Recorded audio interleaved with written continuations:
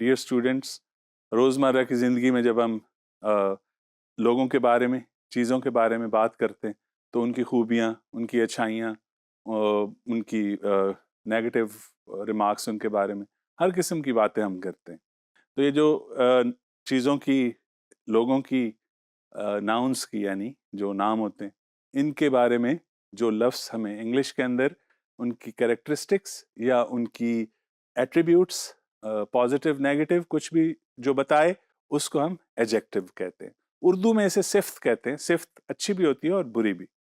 बहरहाल इंग्लिश में हम इसे एडजेक्टिव बोलते हैं और ये किसी नाउन से पहले लगाई जाती हैं। मसलन आप डिश डिश पता है ना, खाने वाली कोई चीज़, डिश। तो आपने सुना होगा स्वीट डिश। स्वीट डिश में क्या है? स्वीट एडजेक्टिव है, डिस्क्राइब कर रहा है, बता रहा है डिश के बारे में कि डिश कैसी, कौन सी, स्वीट डिश। इसी तरह रोज, गुलाब का फूल। जनरली रोज किस कलर का होता है पता है ना आपको? हाँ, रेड। रेड रोज हम कह देते हैं, which is an attribute of a rose. There could be white rose, there could be pink रोज।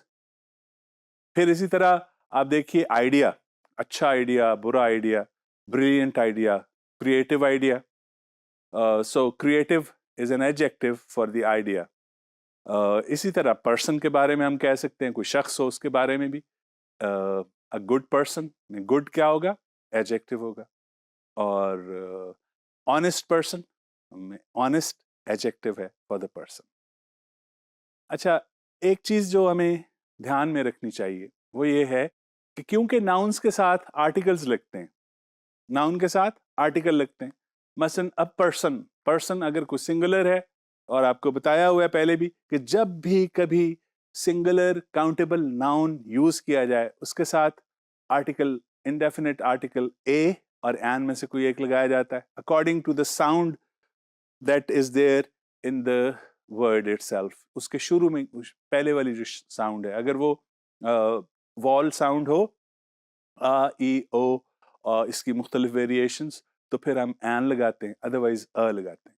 और ये जो अ और एन है, यानी इनडेफिनेट आर्टिकल, ये हम अगर एक नाउन के साथ लगे तो उससे फौरन पहले लगता है, लेकिन अगर नाउन से पहले कोई उसका एडजेक्टिव लगाए ना, तो फिर उससे पहले आ जाता है। मसलन मैंने कहा था रेड रोज, तो रेड रोज क्योंकि countable, rose is a countable noun, तो फिर हम कहेंगे अ रेड रोज।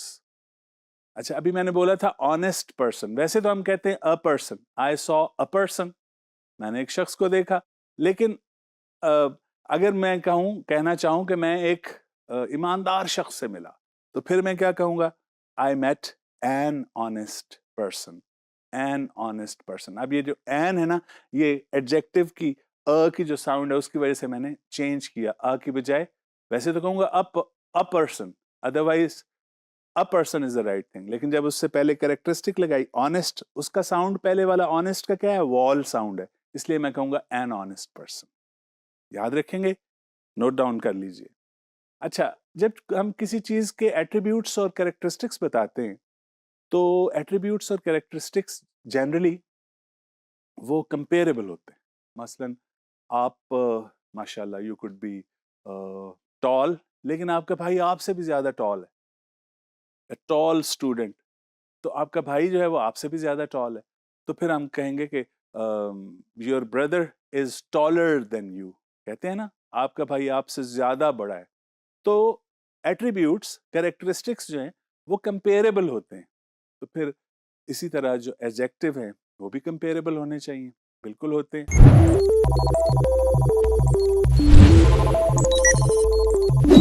जनरली एडजेक्टिव्स जो हैं उनकी तीन फॉर्म्स हैं। एक एब्सोल्यूट फॉर्म, जो बेसिक एडजेक्टिव की फॉर्म है, वो एब्सोल्यूट होती है, जैसे मैंने एग्जांपल दी रेड। और फिर एक कंपैरेटिव फॉर्म है, जो हम कंपैरेटिव डिग्री एक्सप्रेस करने के लिए, जब हम बताना चाहें कि जब हम तकाबली जायजा लें दो एक जैसे नाउन्स का, तो उनके दरमियान में कंपैरेटिव डिग्री आती है। यानी दो एक जैसे एट्रीब्यूट्स का, नाउन्स का, दो के दरमियान में कंपैरिजन हो, तो फिर सेकंड डिग्री जिसे हम कहते हैं कंपैरेटिव डिग्री। मसलन एग्जांपल देखिए, टॉल, उसकी कंपैरेटिव है टॉलर। और तीसरी फॉर्म जो है उसे कहते हैं सुपरलेटिव। कंपैरेटिव यूज होता है जब हम कंपेयर कर रहे हो दो चीजों को। मिसाल के तौर पे my book is older than your book, इसमें क्या आ रहा है? ई आर वाली फॉर्म, ओल्डर सेकंड फॉर्म जिसे कहते हैं, ओल्ड, ओल्डर, ओल्ड एक्स। अच्छा, कुछ इरेगुलर एडजेक्टिव्स भी हैं। इरेगुलर का मतलब है कि उनकी ये वाली फॉर्म्स नहीं होती, डिफरेंट हो सकती हैं। मसलन गुड है ना, गुड अच्छे के लिए हम यूज करते हैं, तो उसकी good, better, best. Good absolute है और उसकी कंपैरेटिव है बेटर और उसका सुपरलेटिव है बेस्ट।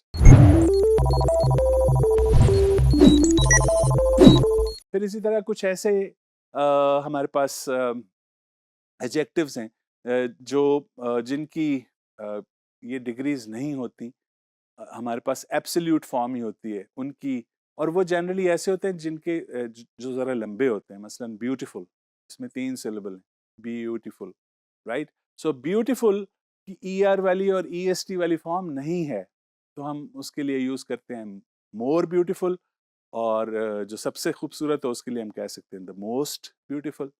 मसलन आप कह सकते हैं क्राइसेंथेमम, एक गेंदे का फूल, मसलन chrysanthemum is more beautiful than a rose, right. लेकिन अगर आप कहना चाहें कि क्राइसेंथेमम सबसे सबसे ज्यादा खूबसूरत है, तो फिर आप क्या कहेंगे?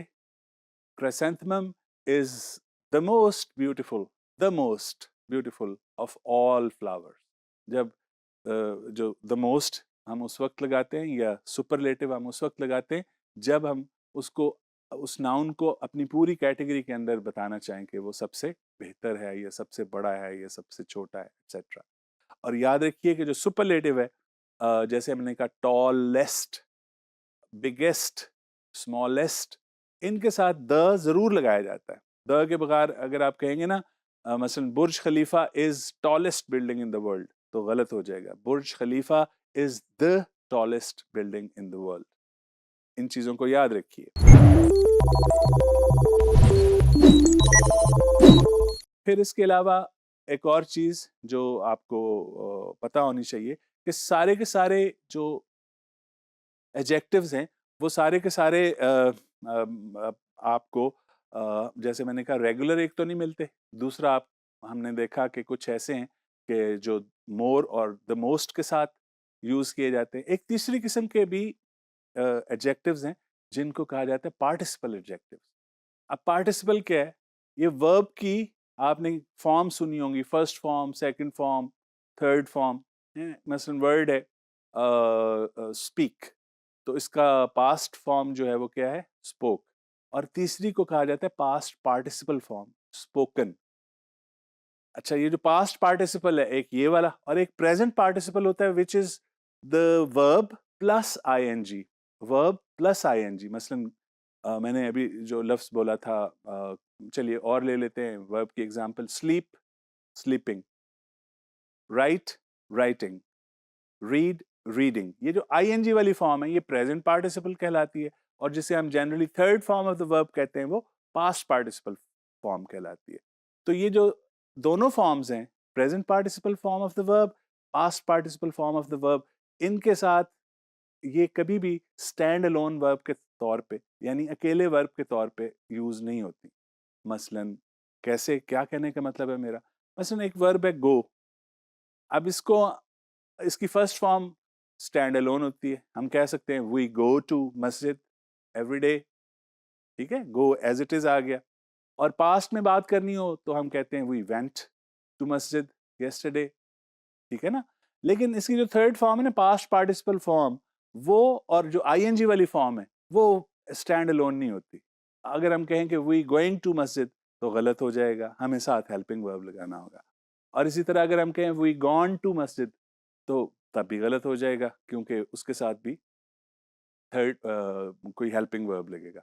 अदरवाइज ये जो फॉर्म्स होती हैं प्रेजेंट पार्टिसिपल और पास्ट पार्टिसिपल, ये एडजेक्टिव के तौर पे इस्तेमाल होती हैं। क्विक एग्जांपल्स आपको दे दूं, मसलन बर्तन को कहते हैं पैन, वो बर्तन जिसमें फ्राई किया जाए उसे क्या कहते हैं? Frying pan, you are right. बच्चा जो रो रहा हो उसको क्या कहेंगे? अ क्राइंग बेबी, ठीक है। सॉसर जो उड़ रही हो उसको क्या कहेंगे? फ्लाइंग सॉसर, ठीक है? यहाँ पे ये फ्लाइंग और क्राइंग और ये एडजेक्टिव के तौर पे यूज हो रहे हैं। इसी तरह जो पास्ट पार्टिसिपल है, third form of the verb, मसलन बॉयल वर्ब है, उसकी थर्ड फॉर्म है बॉइल्ड। तो आप बॉइल्ड राइस का पता होगा, आप खाते होंगे। बॉइल्ड राइस में बॉइल्ड क्या है? ये एडजेक्टिव है। ये कौन सा एडजेक्टिव है? पार्टिसिपल एडजेक्टिव है। इसी तरह फ्राइड चिकन भी आप बड़े शौक से खाते होंगे। फ्राइड चिकन में फ्राइड क्या है? एडजेक्टिव है। लेकिन कौन सा एडजेक्टिव? Participle adjective.